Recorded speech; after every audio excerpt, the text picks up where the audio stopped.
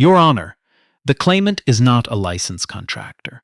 She has no credentials, no union card, no business registration on file. Whatever she built it without authority, and this tribunal should not waste another hour of its time on a woman who cannot even spell subrogation.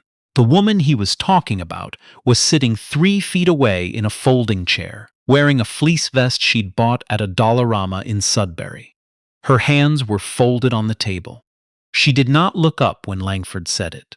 Her name was Irene Biozolale Marsh, and she was 43 years old, and she had been fixing other people's broken things since she was 9. To understand how she got into that hearing room in Thunder Bay, the one with the water-stained ceiling tiles and the radiator that hissed every 7 minutes, she timed it. You have to go back 2 winters. 2 years earlier, Irene lived in a narrow yellow house on Lakeshore Drive in Nipigon, Ontario, 40 minutes north of Thunder Bay on the Trans-Canada. The house sat close to the road because the lot was shallow, and in February the snowplows left a wall of gray slush along her front walk that she chipped away every morning before the sun came up. She did it without complaint because that was how she was built. You cleared what was in front of you, and you moved on. Irene had worked construction for 16 years, starting as a laborer for her uncle's framing crew at 22, and eventually learning every trade on the site through the specific stubbornness of someone who cannot stand not knowing how something works. She was not licensed as a general contractor. She had never had the money for the courses and never had the time while her daughter was young.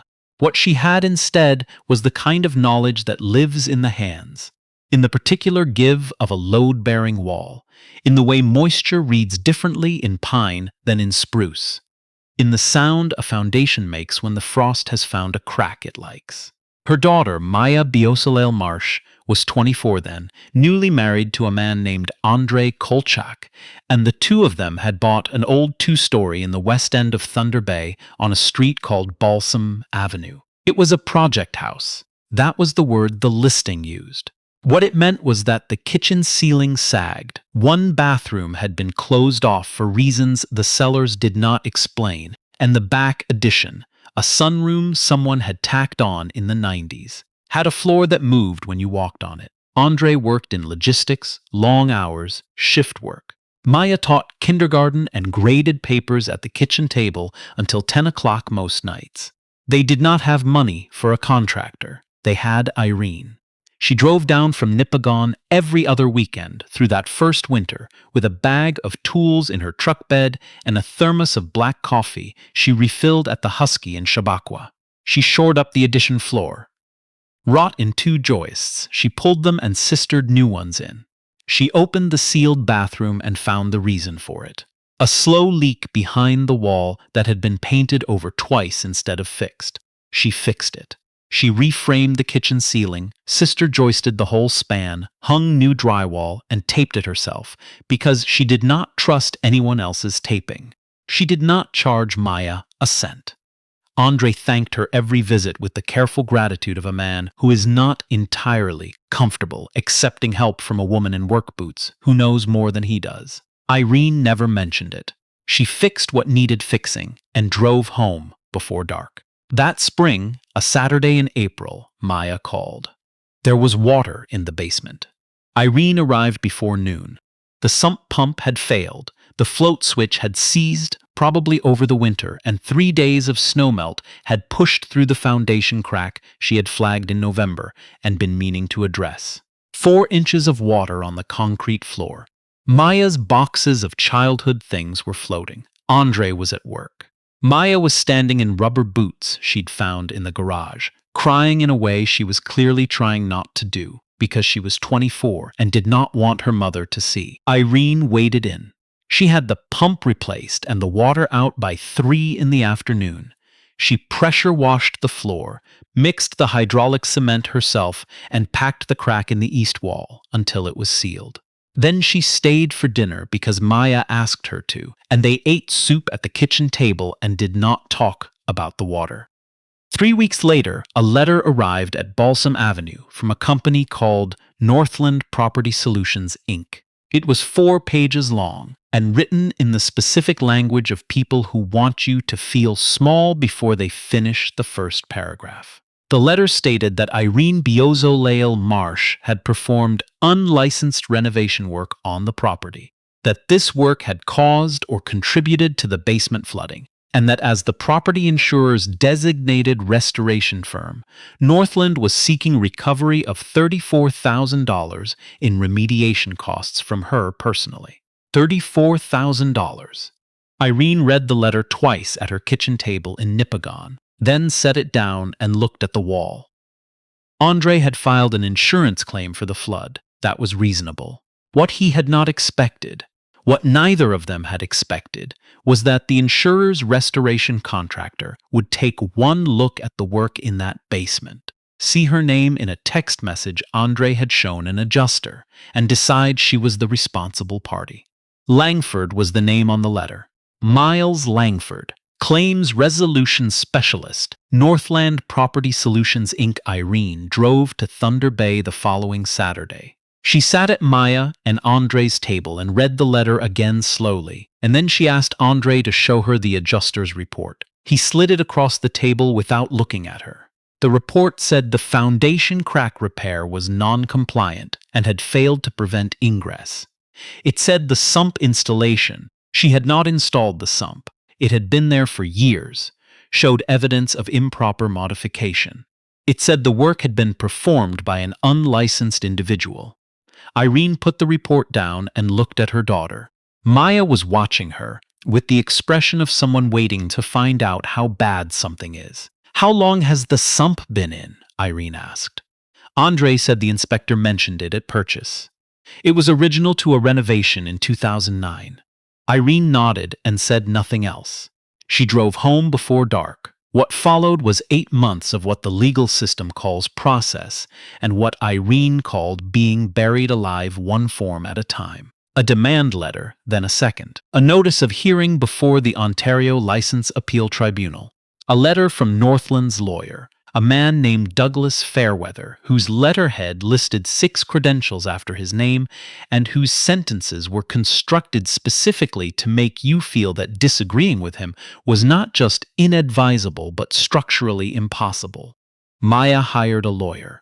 The consultation cost $400 and produced a letter recommending they settle, as the cost of contesting would likely exceed the claim. The lawyer was not unkind. She was simply honest about the arithmetic. Irene sat with that arithmetic for 2 nights.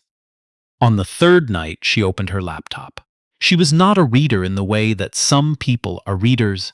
She had not read for pleasure since Mayasa was small, and even then it was mostly the backs of cereal boxes and the operating manuals for tools she bought used.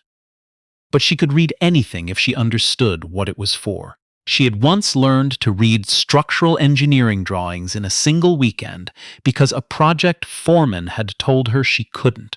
She found the Ontario Building Code. She found the License Appeal Tribunal rules.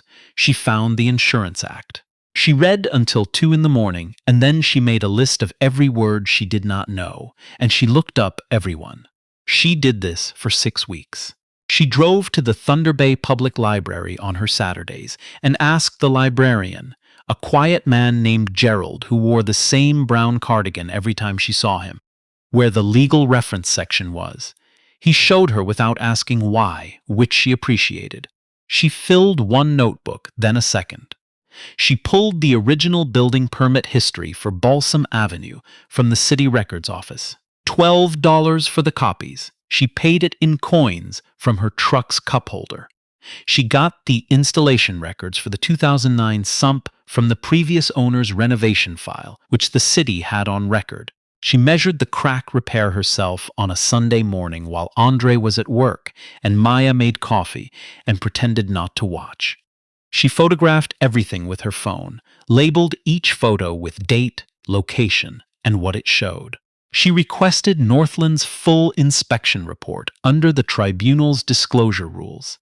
She had learned about those rules from a procedural guide she'd found through a link on the tribunal's own website, buried under 3 tabs she had almost not clicked. The inspection report, when it arrived, was 40 pages. She read it the same night, with a highlighter she'd found in Maya's junk drawer. She marked every claim. Beside each one, in the margin, she wrote a single word or a number. She was not trying to become a lawyer. She was doing what she had always done with broken things. She was finding where the story didn't hold.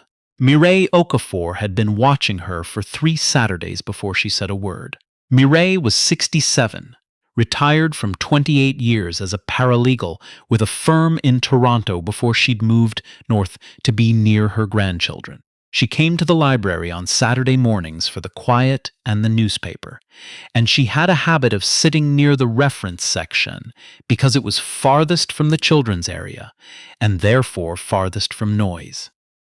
The woman in the fleece vest kept bringing legal volumes to the same table. Mireille watched her work through the Ontario Building Code with the focused patience of someone disassembling a clock to find the one gear that had stripped. On the 3rd Saturday, curiosity overtook manners. "That's an interesting way to spend a weekend," Mireille said, nodding at the stack. "It's not interesting. It's necessary." "What are you looking for?" Irene told her. "The full version, beginning with the water and ending with the $34,000 letter and Douglas Fairweather's 6 credentials." She told it the way she told everything. In order, without dramatics, with the specific details that mattered and without the ones that didn't. Mireille was quiet for a moment. Then she said, "Who told you to look at the building permit history?" "Nobody. I figured if they're claiming the work was non-compliant, I should know what compliant looked like for this address specifically." Mireille looked at her for a long moment. In nearly 3 decades of legal work, she had learned to distinguish between people who were intelligent and people who were precise. They were not the same thing, and the second was rarer. "Bring me the file," she said. "I'll look at it once. I am retired and I mean that." Irene brought everything the next Saturday. The permit history, the inspection report, the photos, the notebooks, the sump installation records, the adjuster's notes, the demand letters. Mireille opened the folder and intended to skim. She was still reading when Gerald turned off half the lights to signal closing time. That evening at her kitchen table in her apartment in the north end of Thunder Bay, Mireille read the inspection report a second time with her glasses on, and a cup of tea going cold beside her. Then she set it down and sat with it. The inspection report said Irene's crack repair had failed. What it did not say, what it quietly avoided saying, was when the crack had been repaired relative to when the water came in. It said the sump showed evidence of improper modification. What the sump installation record showed was that the unit had been retrofitted in 2009, 6 years before Irene had ever set foot in the house. It said the work had been performed by an unlicensed individual. What the Ontario Building Code said in Section 1.3.1.3, which Irene had highlighted in yellow, was that homeowner-directed repairs carried out by a family member on a property occupied as a primary residence were exempt from contractor licensing requirements, provided the work met code standards. Maya lived in that house. Irene was her mother. Mireille called Irene the next morning. "I'll help you prepare the response," she said. "Not as your representative, as someone who knows how these things are formatted and what the tribunal expects to see. You'll present it yourself. Agreed?" "Yes." "There's a problem," Mireille said. "The exemption is your strongest ground, but exemptions carry the burden of proof. You'll need to show not just that you qualify under the provision, but that your work met the code standard the exemption requires. That means expert evidence or something that functions like it." "What functions like it?" "Your own documentation, if it's thorough enough, and the inspection report's own inconsistencies, if you can demonstrate them clearly." Irene said nothing for a moment. Then, "The sump modification they cited, I have the original install record. It predates my involvement by 6 years. If their inspector attributed it to my work, either he didn't pull the permits or he pulled them and ignored them." Mireille was quiet on the line. "How did you know to get those records?" "Because if I were going to write a report blaming someone for something in a basement, I'd want to know what was in that basement before they got there." For a moment the line was very quiet. "Bring me the sump record," Morel said, "and the adjuster's original notes, if you have them. Meet me at the library Saturday." The hearing was scheduled for a Thursday morning in November, the kind of November morning in Thunder Bay that reminds you the city is built on the edge of something enormous and cold. The room was on the third floor of a provincial building downtown. It held a long table, 8 chairs, a projector screen no one had turned on, and a window that looked directly into the brick wall of the building next door. Miles Langford arrived with an assistant and a rolling cart of binders. He was polished in the way of a man who had won this kind of hearing many times and had stopped thinking of it as something that could go the other way. He was pleasant in the hallway, which was the specific pleasantness of someone who does not consider you a threat. He paused at the table on his way to his seat and addressed Mirelle, not Irene. "I wasn't aware you'd retained counsel, Miss Beausoleil Marsh." Mirelle spoke before Irene could. "Miss Okafor, I'm here as a support person. Miss Beausoleil Marsh will be presenting her own case." Langford looked at Irene for the first time. The look lasted a fraction of a second too long, and in that fraction he made a decision about her that she could see forming behind his eyes the way you can see weather moving across the lake. He turned back to his binders and said nothing else. The adjudicator was a woman named Sandra Croft. She had the bearing of someone who had sat in rooms like this for a long time and had heard most of what people could think to say in them. She called the hearing to order at 9 sharp, reviewed the matter for the record, and invited Northland to present. Langford went first. He was good. He laid out the case the way you lay brickwork, evenly, no gaps showing. Unlicensed work, flood damage, $34,000 in remediation. A clear chain of causation, he said, supported by their independent inspection. He used the word independent twice. Irene wrote it down. When he finished, Sandra Croft looked at the other end of the table. "Miss Beausoleil Marsh, you may respond." Irene stood. She did not have a rolling cart. She had a file folder, a set of photographs printed at the Staples on Fort William Road, and a yellow notebook with a strip of masking tape on the cover where she had written "hearing" in her own handwriting. She had rehearsed the first sentence with Morel until she could say it without her voice, doing the thing it sometimes did when she was angry and trying not to be. "The claim before this tribunal has 3 legs," she said. "I want to show why none of them hold weight." Langford's assistant looked up. Langford himself did not. She went through it the way she fixed things, in order, without decoration. The first unlicensed work. She cited section 1.3.1.3 of the Ontario Building Code. She put the relevant passage on the table in front of Sandra Croft in a clear plastic sleeve. She explained that Maya was the primary resident, that she was Maya's mother, and that the work had been performed at Maya's direction. She had a statutory declaration from Maya. She put that on the table too. Langford objected that the exemption required work to meet code standard, and that Northland's inspection demonstrated it had not. "Which brings us to the second leg," Irene said, "the inspection report." She opened her folder and put the sump installation record on the table. City permit, date stamped 2009, contractor name, scope of work. Then she put Northland's inspection report beside it, open to the page where it described the sump as showing evidence of improper modification attributed to recent unlicensed work. "I was first in this house in November 2022, she said. "That sump was installed in 2009. I can show those are different years. Something shifted in the room. Not loudly, the way a load redistributes when you remove a failed member." Langford said the modification in question was not to the original unit, but to the discharge line, which Northland contended had been altered. Irene reached into her folder and put down 6 photographs. She had taken them the Sunday morning after Maya made coffee and pretended not to watch. Each was labeled in her handwriting on the back, date, what it showed, which direction the camera was facing. "The discharge line," she said, pointing to the second photograph. "PVC, solvent welded joints, expansion coupler at the rim joist." I installed that in November 2022 because the original flexible hose was cracked and had been leaking into the joist cavity. The original flexible hose is in the third photograph. It is sitting in a garbage bag in Maya and Andre's garage because I do not throw out evidence of why I did what I did. Sandra Croft looked at the photographs for a long moment. The third leg, Irene said, is causation.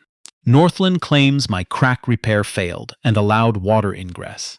She put down the weather records for the week of the flood. Environment Canada data, public record, she had printed it from the government website. April 14th to 17th. 6 inches of rain over 3 days following a rapid melt. She put down the adjuster's own notes, the original ones she had received in disclosure, in which the adjuster had written the phrase unusual seasonal event before crossing it out with a single line that had not been crossed out quite hard enough. She put down a 1-page summary she had written herself, in plain language, showing the timeline. Crack repaired in November. Winter passed without incident. Melt event in April, 5 months later, of a magnitude that had flooded 14 other basements on the same street.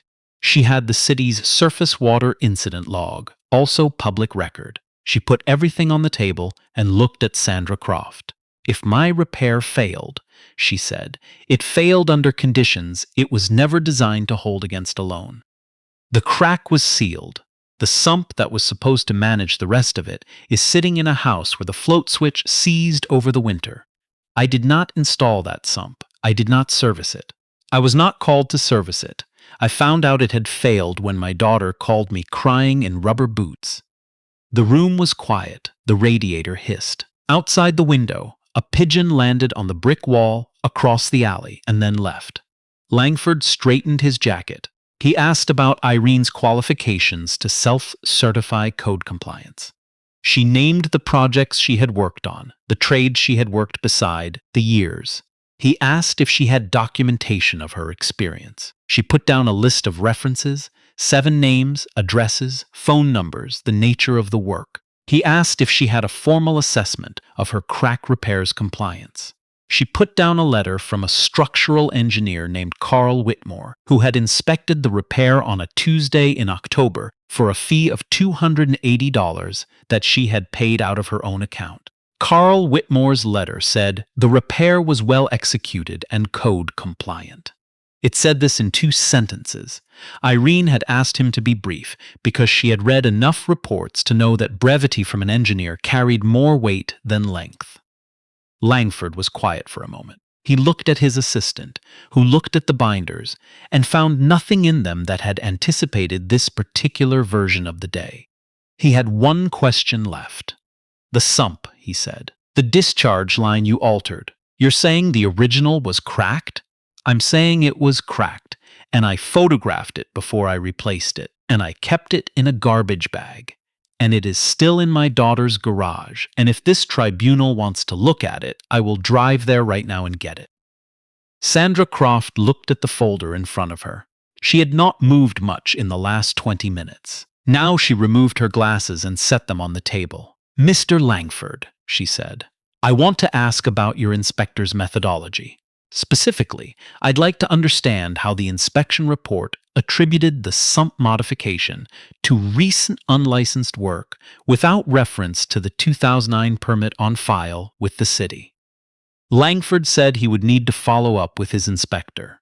I'd also like to understand, Sandra Croft said, how the report was prepared and submitted to this tribunal without that permit being disclosed, given that it is a public record directly relevant to the claim.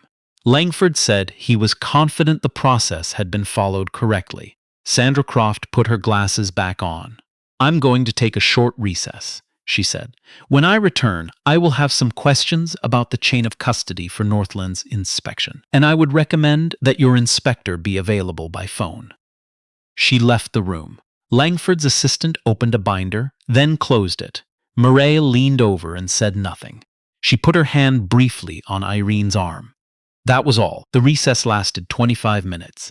Nobody said much in the room. The radiator hissed twice more. When Sandra Croft returned, she sat down, organized her papers, and spoke without preamble. This tribunal finds that the respondent, Irene Biozolale Marsh, has demonstrated on a balance of probabilities that the work performed falls within the family member exemption under the Ontario Building Code and that the work met the applicable code standard. The tribunal further finds that the causal chain alleged by Northland Property Solutions is not established. The modification attributed to the respondent was a code-compliant repair of a failed original component. The primary flood event involved a mechanical failure of equipment predating the respondent's involvement and an exceptional precipitation event that falls within the category of causes beyond the scope of standard residential repair work. She looked up. The claim is dismissed.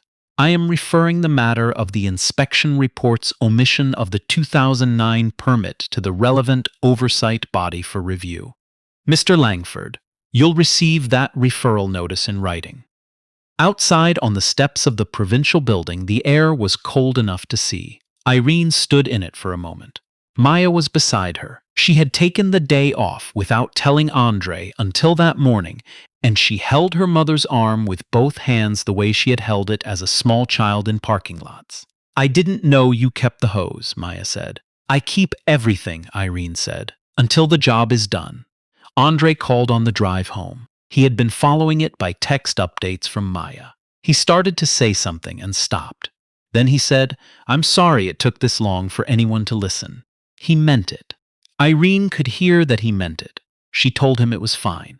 She told him to salt the front walk before Friday because there was snow in the forecast. A month later, Northland settled with a separate notice that the claim had been withdrawn in full. No apology. The letter had 6 words in the body and Douglas Fairweather's 6 credentials at the bottom, and Irene used it to level a cabinet she was installing in Nipigon because the folded paper was exactly the right thickness. Mirelle still comes to the library on Saturday mornings. Irene drives down from Nipigon when she can, which is more often now.